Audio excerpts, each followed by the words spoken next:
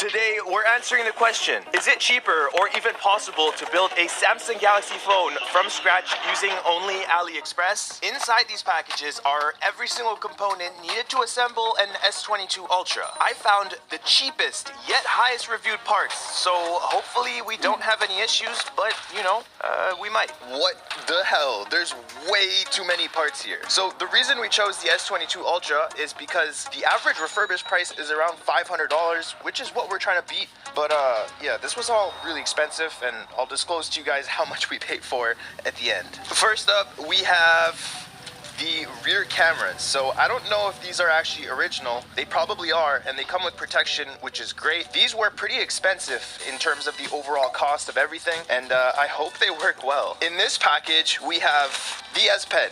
The S Pen is very cheap to buy, but this one says no blue, so it might mean that this doesn't have Bluetooth, which would absolutely suck. After that, we have the, what is this? Oh, it's the front camera. Also relatively cheap compared to everything else. Samsung S20 ultra এখন কিনেছি, কেনার পর দেখতে পাচ্ছি যে সবকটা part আলাদা আলাদা রয়েছে এবং আলাদা আলাদা পার্ট হচ্ছে কি একসঙ্গে জুড়ে S20 আলট্রাটা রেডি করবে, আমরা দেখব। We'll just leave this here. Next up, we have this guy, which is in a box, so it's probably pretty important. We'll remove that. And it's a AMOC LCD. So obviously this is the display. We'll open it up and take a good look at this. These displays ranged from really cheap to really expensive, and I never want to cheap out on the display, so I went for something more expensive. But it obviously comes with the frame as well, the volume buttons, the power button, the S Pen chassis where the S Pen goes in, copper heat pipe, and we have adhesive already on the battery ready to go. Hopefully this is good, because this whole video kind of depends on the quality of the frame and the display. So AMOC, please video kind of depends on the quality of the frame and the display. So AMOC, please do me well, okay? Over here we have the charging port. So with the S22 Ultra, the boards all have a certain code, and these phones all differ from region to region, so you have to make sure all the parts are the same as the board part. This obviously has the charging port, SIM reader, and there's also a microphone and a few other components over here. Just leave that there. Another important part is obviously the wireless charging module, the speakers as well. I got lucky and found an all-in-one kind of deal on AliExpress where they included all three in one package for a bit cheaper than if you were to get them on their own. In this box, we have the most important thing for this entire video, and if this doesn't work, well, the whole thing is cooked. We can't do this. It's obviously the motherboard. This is the most expensive part, so my worst nightmare with these boards is whether they've done work on it or not. If it's just a pull from another phone and they just took it out and basically shipped it out to us, that's amazing. But if they've done motherboard repairs, it may work for a bit, but it might not last forever. Right off the bat, it doesn't look like they did. Everything here looks pretty good, and I'm hoping it works as good as it looks. মাদারবোর্ডটা কত ছোট, কিন্তু কত দাম। Samsung S20 ultra, তো দেখব আজকের পুরো fitting S20 আলট্রার। There's only about 2 or 3 parts left, so bear with me. Over here we have the battery. Let's check it out. That looks not amazing, but it is a battery. We'll put that over there. It also came with the seal and some iPhone pull tabs for some reason. Thanks, I guess. And in this package, we have the 3 flex cables that we need to basically connect the subboard to the main board. In this package here, we have the back glass.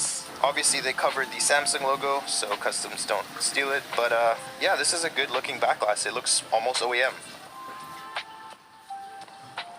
That's pretty much everything we need to build this S22 Ultra. The first thing we're going to install now is probably the charging port, so we'll pull that out. This guy goes in like this.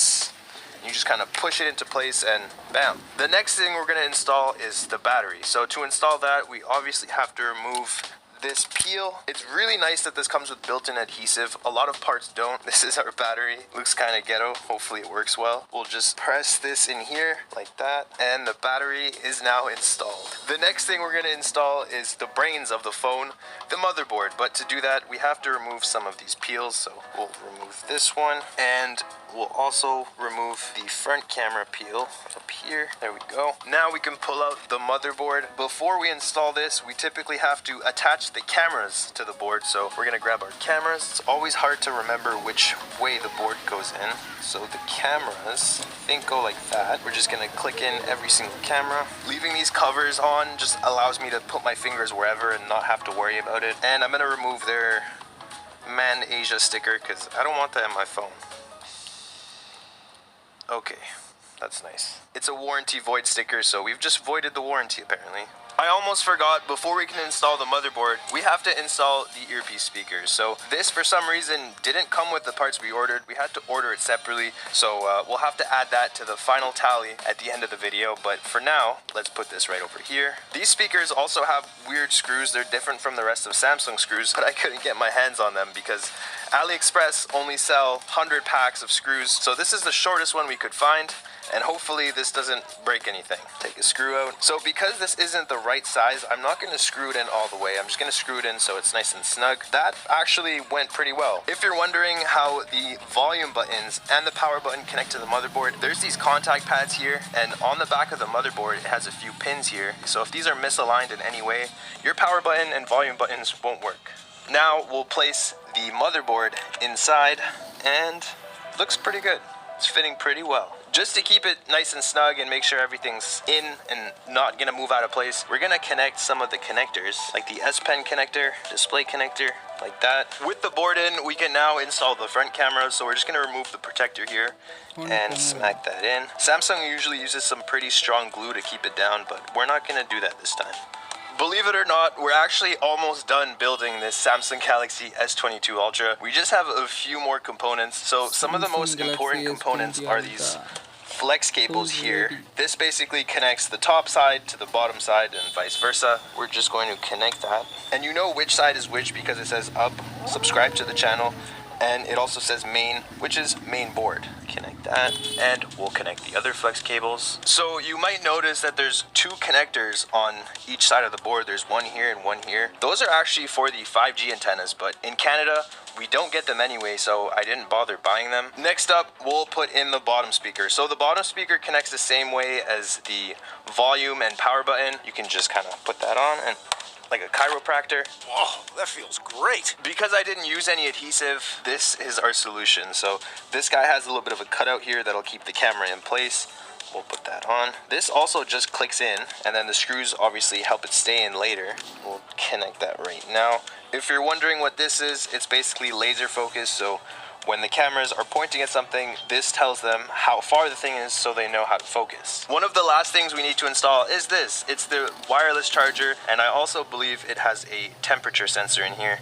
But before we do that, we actually have to connect the battery because this plate will cover the battery connector. So we have to fold the connector here and then just press, and now the battery is connected. So we can go ahead and put this on. To be honest, this has gone very smoothly for a phone with AliExpress parts, but I still have absolutely no idea if this thing will even turn on. There's so many components in here that could fail or that might just not work at all. The screws that I bought only came in a few sizes, and just to be safe, I'm only going to be using the shorter ones. The longer ones could seriously damage something. There are a ton of screws inside Samsung phones, but it's really nice that they're all Phillips and mostly the same length. And that is the final screw. So now we can remove these protectors off the cameras. We'll get rid of them one by one.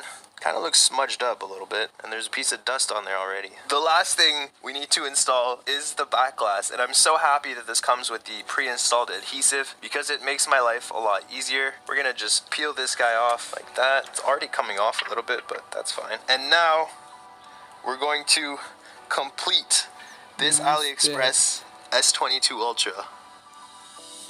This looks pretty good so far, and I almost forgot we have to put the S Pen in. As for the SIM tray, I thought it would come with some other parts, but it didn't. This phone was really annoying in that regard. I really thought parts would come with other parts, but they kind of cheaped out on us. And now, for the moment of truth, will the AliExpress built Samsung Galaxy S22 Ultra work? Not gonna lie guys, I'm really stressing right now. I really hope this works. And right away we reveal a very ugly screen. What the hell is that? Look at the bezels on this thing, it's disgusting. We'll go ahead and press the power button, press and hold. Oh, Samsung Galaxy Ultra Oh, S20. no way. Open. And we're at the home screen. You know this is from China because the weather literally says Beijing, but the phone looks like it's working despite this very ugly screen. We have to go through and test out everything and make sure it is fully working, but so far, so good. To test out the phone, we're going to be using Samsung's Device Care app. This tests out basically all the functions of the phone and is very thorough. The results of the tests are in, so we have 22 things that are normal and 2 things that are not normal, which I don't know if I'm surprised by. So the first thing that isn't normal is, of course, the vibration. This phone doesn't vibrate. The vibration motor is supposed to be in the bottom loudspeaker that we installed, but apparently it's just not working, which really sucks. The next thing that is not normal is the S Pen. The S Pen has no Bluetooth, so it's just basically a glorified stylus. It still works, you can still use it. You just don't have Bluetooth, so you can't use air actions or anything. But if you want to, you can buy one with Bluetooth. This phone has a lot of fake parts, but what isn't fake is the protection. This is the Taurus Q3 Air, and yes, it survived those drops thanks to its built-in airbags. As someone who fixes phones every day, I've seen what real damage looks like, and this case can actually prevent that. And no, these don't pop. On the back, it has a single built-in MagSafe ring that acts as a stand and can lock into any angle, which is very satisfying. It's perfect for vertical recording, clipping onto your bag, or sticking to anything magnetic while you work. The buttons are fully replaceable and come in different colors, so you can swap them to match your phone or your preference. There's textured grips on the sides which prevent drops and slips, and after dropping my phone a million times in this case, it's now my absolute favorite.